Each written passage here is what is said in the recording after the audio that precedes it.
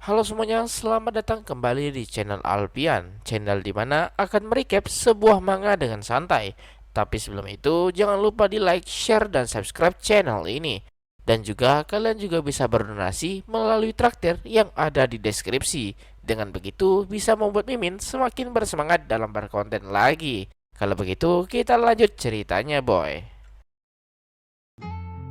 Satu hari di bulan Juli, di mana rumahnya Yuta, ayah Yuta tampak sangat senang sekali hari ini. Di mana mereka kedatangan tiga bidadari cantik di rumahnya, di mana Yuri, Alisa, dan Misayama datang berkunjung. Melihat itu membuat ayah Yuta menjadi histeris dibuatnya. Tak menyangka hal semacam ini akan terjadi berkat anaknya sendiri. Ayah Yuta tak percaya, ia selama ini merawat seorang MC. Sedangkan Alisa dan Yuri merasa lebih tenang melihat ayah Yuta yang seperti ini dibanding tampilannya versi kantoran. Sedangkan Misayama ketakutan tak percaya dengan sosok ayah Yuta yang begitu aneh. Tiba-tiba muncul ibu Yuta yang tampak sangat jengkel dengan kelakuan suaminya itu dan memukulnya dengan sekuat tenaga. Dimana setelah itu ibu Yuta mengikat suaminya agar tak mempermalukan mereka lagi dan lanjut menyambut tamu. Ibu Yuta meminta maaf atas kelakuan aneh suaminya itu. Tapi Yori dan Alisa sudah terbiasa dengan sifat ayah Yuta yang aneh itu. Yuta merasa tak nyaman dibuatnya. Dimana ini baru pertama kali Misayama datang kemari dan bertanya apakah Misayama baik-baik saja.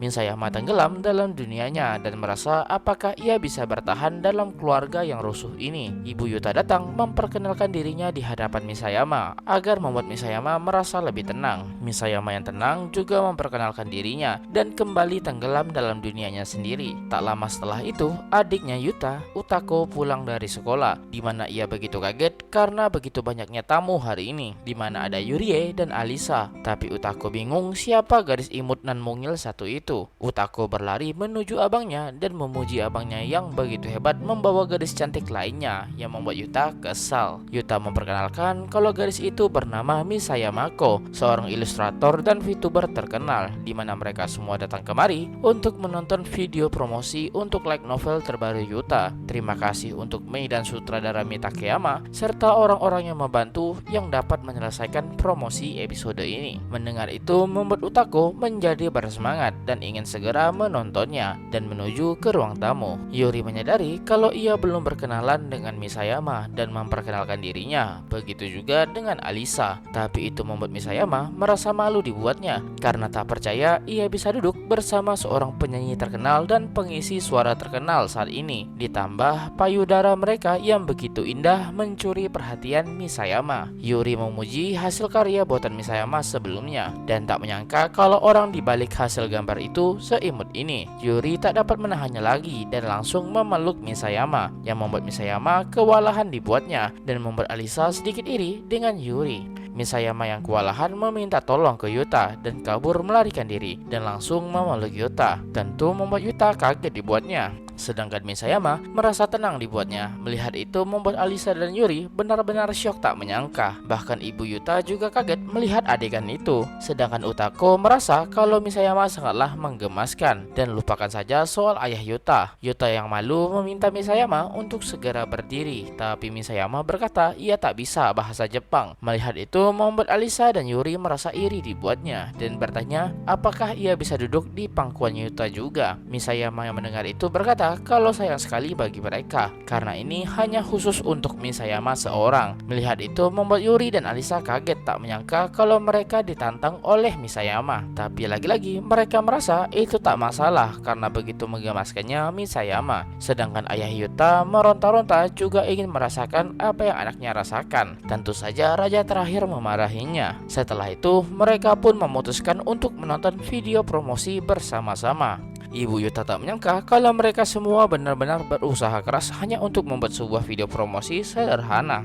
Dan itu sangatlah luar biasa. Dan berkata untuk jangan lupa berterima kasih dengan orang-orang ini. Dan Yuta pun mengerti. Selama Yuta menonton video promosi itu, ia benar-benar dibuat kagum. Terima kasih atas arahan sutradara Takeyama dan semua staf. Karakter yang Yuta buat kini bergerak dengan indah, di mana Misayama membuat karakter itu menjadi nyata. Yurie memberikan tubuh itu sebuah nyawa, dan tak lupa nyanyian Alisa yang sangat indah membuat video promosi ini menjadi sebuah masterpiece. Awalnya Yuta merasa gugup untuk melihatnya, tapi berkat kata-kata ibunya dan dukungan semua orang, mereka dapat menyaksikan karya yang indah ini. Dan Yuta tak bisa merasa bersyukur lebih dari ini. Bahkan setelah itu kredit titel pun muncul dan layar menjadi gelap. Mereka masih terpana dengan apa yang mereka tonton. Yuta terharu dengan apa yang barusan ia tonton dan bertanya bagaimana pendapat yang lainnya, apakah mereka suka. Dan ketika Yuta melihat ke belakang, ia kaget melihat semua orang menangis banjir air mata. Mereka semua sepakat kalau video promosi ini sangatlah luar biasa. Otaku tak pernah melihat hal semacam ini sebelumnya, bahkan lebih bagus dibanding Digimas anime.